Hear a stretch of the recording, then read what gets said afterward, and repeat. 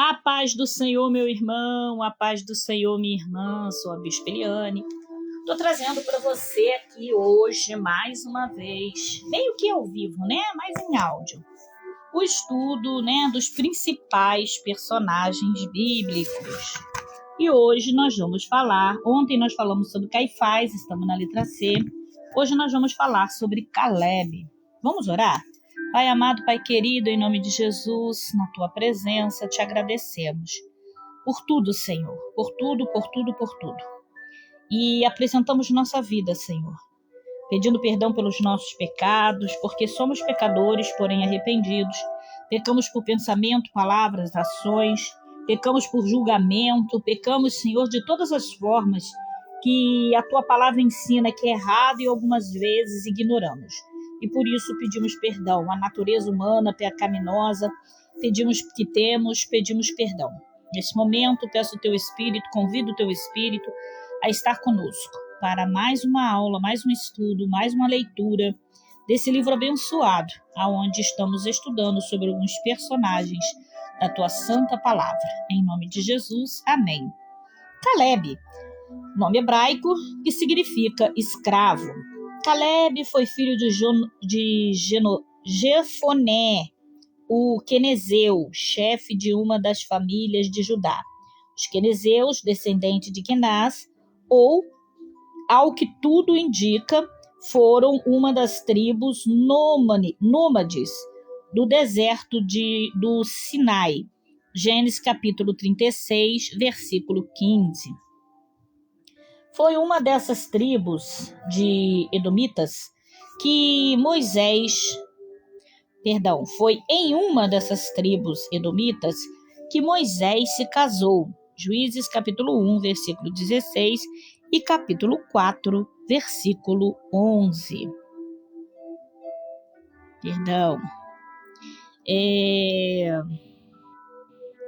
A migração de Israel em direção ao norte atraiu alguns desses povos a unirem-se ao Senhor e ao seu povo.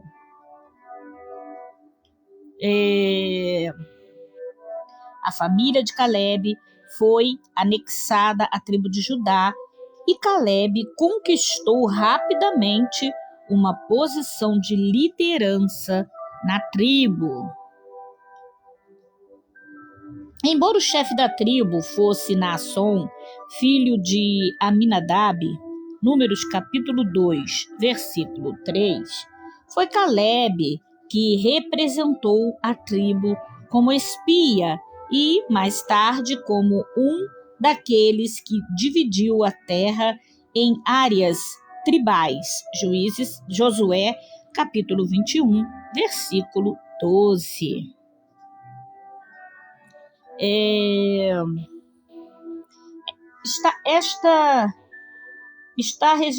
Está registrado que foi entregue a Caleb e sua parte no meio dos filhos de Judá. Juízes 15, capítulo 15, versículo 13. Sugerindo que realmente ele não era um membro da tribo. O significado, Pai do Senhor, pastora Luana, Pai do Senhor, pastora Regina, são as pessoas que eu estou vendo online aqui, tá? O significado do seu nome parece estranho. Não é fácil compreender por que um pai coloca em seu filho o nome que significa escravo.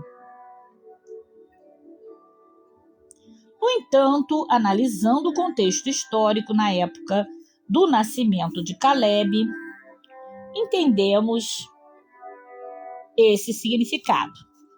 Que Caleb nasceu, nos hebreus eram escravos. Quando Caleb nasceu, os hebreus eram escravos no Egito. O êxodo acontece quando Caleb tinha aproximadamente 40 anos. Por certo, seu pai estava expressando, através do nome do seu filho, a situação que os hebreus viviam, escravos.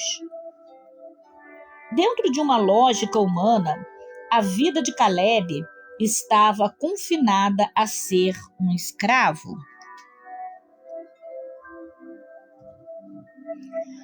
No entanto, Deus o abençoou, tirando-o do Egito com os hebreus, dando-lhe credibilidade em sua tribo e fé para não temer os anáquias, além de fazê-lo herdar a promessa dos hebreus sobre possuir Canaã. Ana Lúcia Almeida, paz do Senhor, seja bem-vinda. Moisés o escolheu para representar a tribo de Judá, do grupo dos 12 homens enviados para espiar Canaã. Está lá em Números, capítulo 13 e versículo 6. Os 12 espias viajaram cerca de 800 quilômetros durante os 40 dias de sua inspeção da Terra Prometida. A terra que viram era muito fértil. Trouxeram grandes cachos de uva e relataram sobre prosperidade da região. Entretanto, descobriram que a área era também ocupada por um povo temível, principalmente os descendentes de Anak, os Anaquins, que viviam próximo a Hebrom. Os Anaquins eram gigantes, que mediam até aproximadamente 2,70 metros de altura. A Bíblia refere-se 2 vezes à cidade da Arba, pai dos Anaques, em Josué 15, 13 e 21, 11. A cidade, na Arba, era dos nomes de Hebrom, Gênesis 23, 2, o que sugere que Arba foi o patriarca daquela geração de gigantes, e nesse caso a cidade foi a pátria ancestral dos Anaquins. Eram descendentes de Anaques e Refaíns e os Nefilins, outros grupos de gigantes. 10 dos 12 espias voltaram desapontados e convencidos de que jamais conseguiriam vencer uma batalha contra aquele povo, afinal eram gigantes. Porém, Josué e Caleb, mesmo sabendo da altura daquele gigante, provavelmente da força, não os temeram, pois a confiança deles estava em Deus e não no tamanho do gigante. Caleb nos ensina uma definição prática do que é confiar em Deus. Ao invés de olharmos o tamanho do nosso problema, precisamos olhar o tamanho do nosso Deus, que nos concederá a vitória sobre o problema. Confiar em Deus não é ignorar ou desconhecer a existência do problema, mas é saber que muito maior do que qualquer tipo de problema sempre será o nosso Senhor. Interessante como os 10 espias identificaram Canaã como a terra que nos enviastes, número 13 e 27.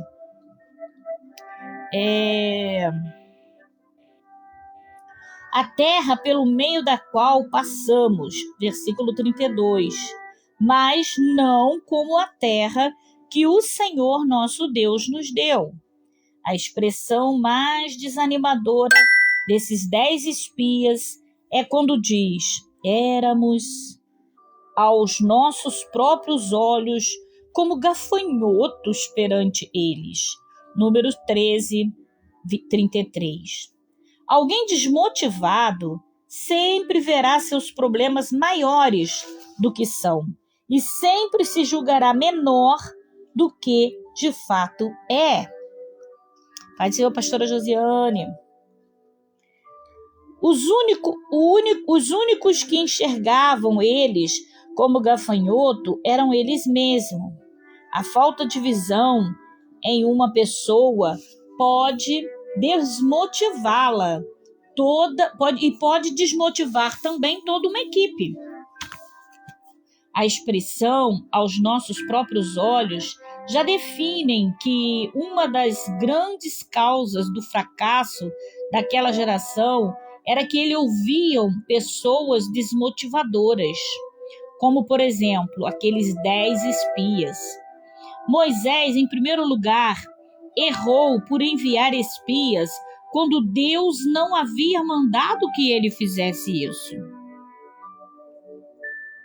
E, em segundo lugar, ele errou por delegar responsabilidade a pessoas que não tinham uma mentalidade saudável para a conquista. Isso é forte, hein? Eles eram pessoas pessimistas e sofriam de uma síndrome de inferioridade muito grave. Espiritualmente falando, alguém que é deficiente em sua visão nunca poderá gerar pessoas com uma visão saudável de futuro. Diante disso, a visão desesperançosa do povo acabou se tornando a consequência da visão desesperançosa daqueles 10 espias. É muito forte. Certamente, esses 10 espias não conheciam a Deus, pois se o conhecesse, perceberiam que o Senhor vê todas as nações da terra como gafanhoto. Isaías, capítulo 40, versículo 22. A incredulidade desses 10 espias não apenas contaminou todo o povo, como também os incitou a organizar uma revolta, perdendo a fé na proteção divina. Os israelitas murmuravam contra Moisés e Arão, dizendo uns aos outros: escolhamos um chefe e voltaremos para o Egito. Números 14, de 2 a 4. Olha o povo querendo voltar atrás aí porque não concorda com a liderança. Como castigo pela incredulidade do povo, todos os homens daquela geração foram impedidos de entrar em Canaã e gastaram o resto de suas vidas vagando pelo deserto. Números 14, 22 a 23. Naquela geração, somente Josué e Caleb viveram para conquistar Canaã. Vale a pena lembrar que a expressão homem na Bíblia refere-se a pessoas do sexo masculino maiores de 20 anos de idade e dos homens que saíram do Egito, apenas Josué e Caleb chegaram a Canaã. Forte isso, Deus falando. O restante da geração que conquistou Canaã era um dos homens menores de 20 anos da época de Êxodo e o dos hebreus, que nasceram durante os 40 anos na peregrinação no deserto. Caleb voltou a ser mencionado na Bíblia apenas 45 anos mais tarde. Naquela época, a terra já conquistada estava sendo dividida entre tribos e ele reivindicou sua herança especial prometida por Moisés. Isso foi cumprido por Josué. Com a idade de 85 anos, Caleb continuava vigoroso, tendo participado de diversas batalhas. Josué 14, 6 a 15 e 15, 4. Caleb pediu a Josué a cidade de Hebrom por herança.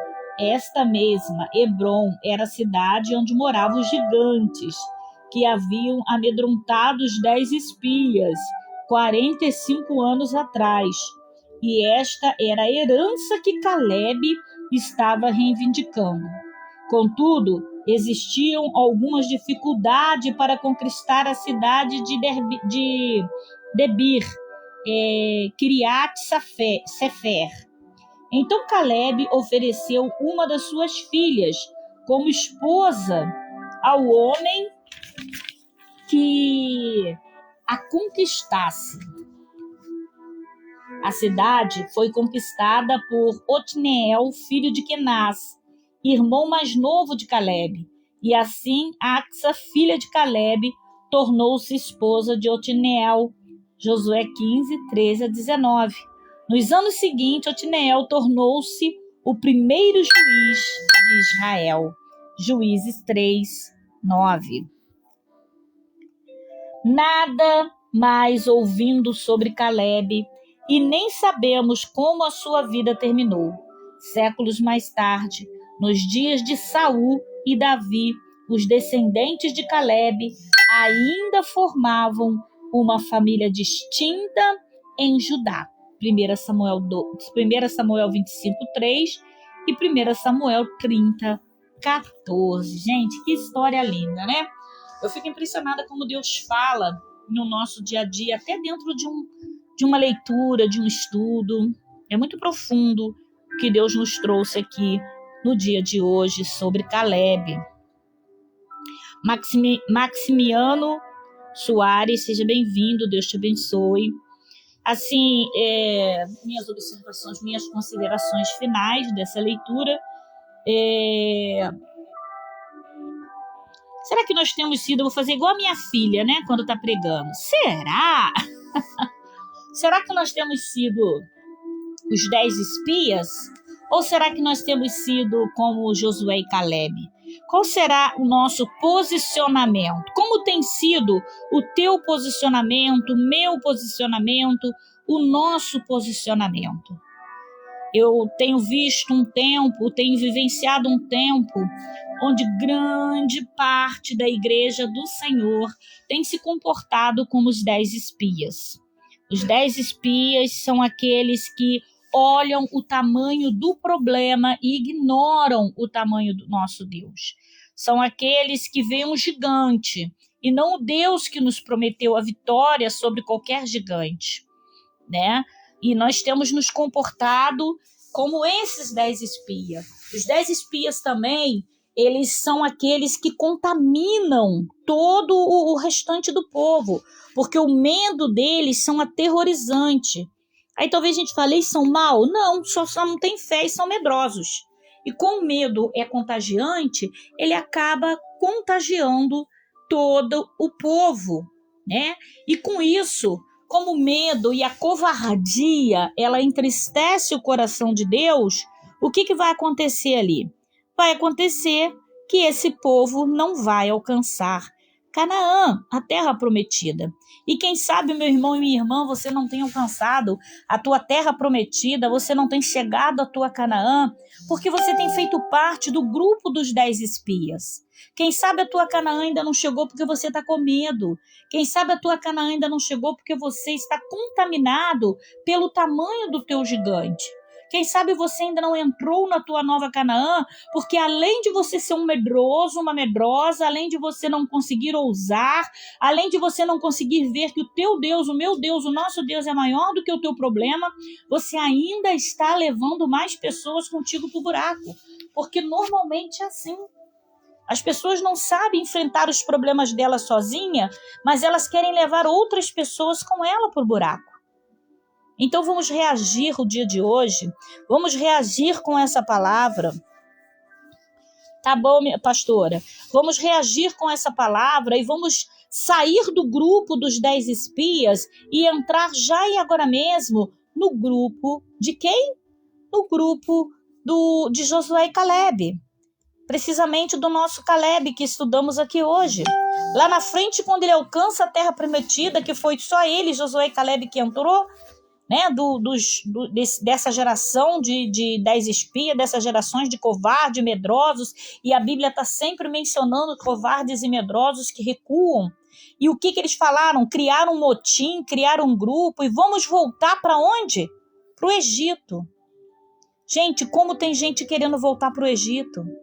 Como tem gente que acha que no Egito, onde era escravo, é que é a sua zona de conforto.